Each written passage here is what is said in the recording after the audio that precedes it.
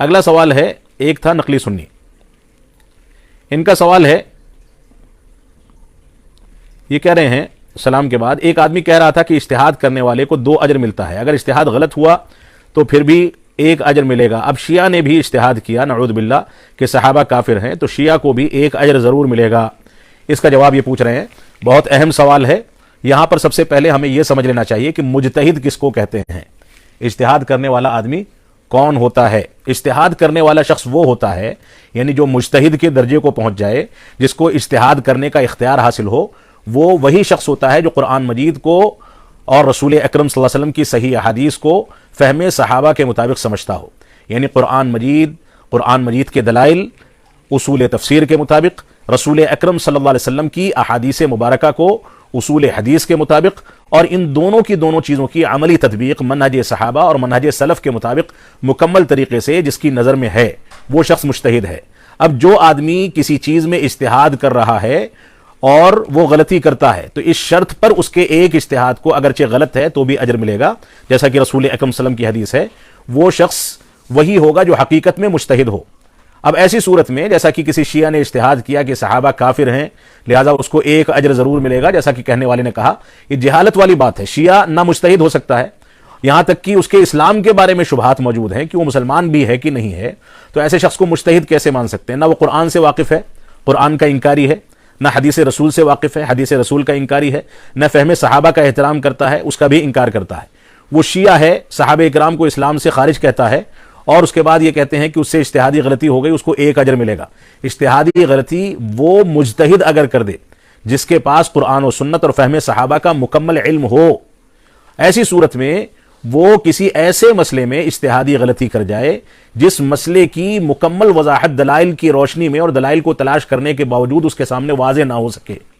اگر کوئی مجتہد ہے اور اس نے کسی مسئلے میں اجتہاد کیا، اجتہاد کرنے کے بعد اس نے پہلے دلائل تلاش کیے، اگر اس کو دلائل مل گئے تو دلائل کے مطابق فیصلہ کر دیا، تو ظاہر سی بات ہے کہ اس کا اجتہاد اور اجتہادی بنیاد پر اس کا فیصلہ بالکل صحیح ہوگا، یعنی اس نے جو کوشش کی اجتہاد کر کے، اس کوشش میں وہ صحیح نتیجے پر پہنچے گا۔ ایک بات یہ ہوئی۔ دوسری بات یہ ہے کہ اگر وہ مجتہد ہے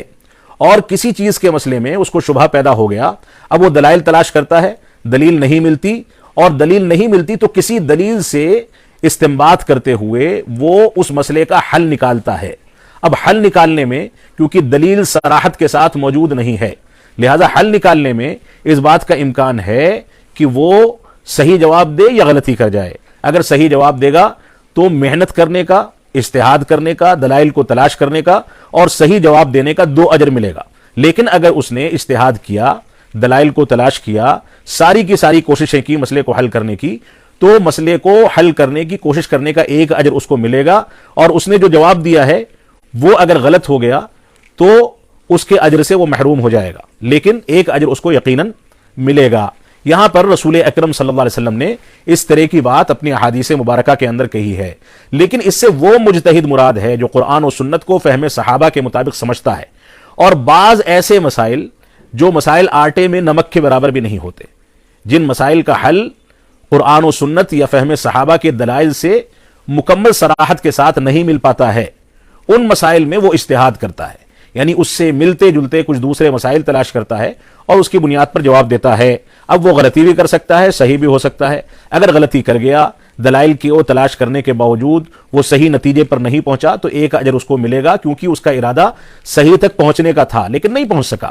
تو آٹے میں نمک کے برابر اس طرح کے مسائل ہوتے ہیں۔ کوئی بھی بنیادی مسئلہ، عقیدے کا مسئلہ، اسلامی بنیادوں کا مسئلہ، اسلامی عقائد کا مسئلہ، اسلامی احکامات کا مسئلہ، ان چیزوں سے خارج ہے، کیونکہ اسلامی احکامات، اسلامی عقائد کے مسائل دلیلوں کے اندر بالکل واضح ہیں۔ یہ اجتہاد جدید مسائل کے اندر ہوتا ہے،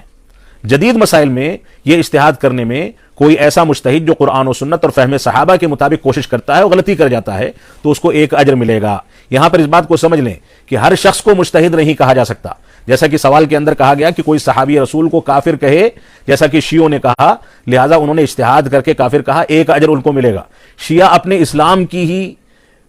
اسلام ہی کی خیر منا لے، یہ ایک الگ مسئلہ ہے کہ اس کو مجتہد ماننے کو کون تیار ہے۔ جو شخص قرآن و سنت کے دلائل کا انکار کرتا ہو، صحابہ کو کافر کہتا ہو، تو وہ مجتہد تو ہو ہی نہیں سکتا، ایک بات۔ دوسرا، صحابہ اکرام کو کافر ماننے نہ ماننے کی بات جو ہے، اس کا تعلق اسلامی عقائد سے ہے، اس میں اجتہادی مسائل نہیں چلتے۔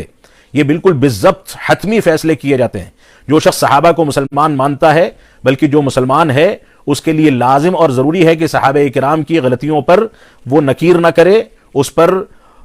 کو کھود کر کے نکالنے کی کوشش نہ کرے، اور صحابہ کرام کو کامل الایمان سمجھے، اللہ رب العالمین کا برگزیدہ بندہ سمجھے، اور اس بات کا اعتقاد رکھے کہ اللہ رب العالمین سارے صحابہ سے راضی ہوا اور سارے صحابہ اللہ رب العالمین سے راضی ہوئے. اب اس میں کوئی اجتہاد کر کے یہ کہے کہ صحابہ کافر تھے اور میں اجتہاد کر رہا ہوں، غلط ہوا تو بھی ایک اجر ہوگا، تو یہ تو جہالت والی بات ہے. اور یہ استدلال کرنا بذات خود اس بات کی دلیل ہے کہ جو شخص ایسا سوال اٹھا رہا ہے وہ نرا جاہل ہے. اس شخص کے یہاں اجتہاد یا اسلامی دلائل سے استنباط کی کوئی صلاحیت یا کوئی شعور پایا ہی نہیں جاتا. یہ مسائل فروعی مسائل کے اندر ہوتے ہیں، جن مسائل کی صراحت شریعت کے دلائل کے اندر نہ ملتی ہو، تو کچھ دلائل کو سامنے رکھ کر کے ایسا عالم دین جو اجتہاد کے درجے میں پہنچ جائے، وہ جا کر کے دوسرے دلائل سے استنباط کر کے اس کا مسئلہ حل کرے. وہ جدید مسائل میں ہوتا ہے، حل کرنے میں اگر وہ صحیح ہے تو دوہرا اجر، اور اگر حل کرنے میں غلطی کرتا ہے تو ایک گہرا اجر انشاءاللہ اس کو ملے گا. اللہ رب العالمین ہم کو صحیح توفیق عطا فرمائے.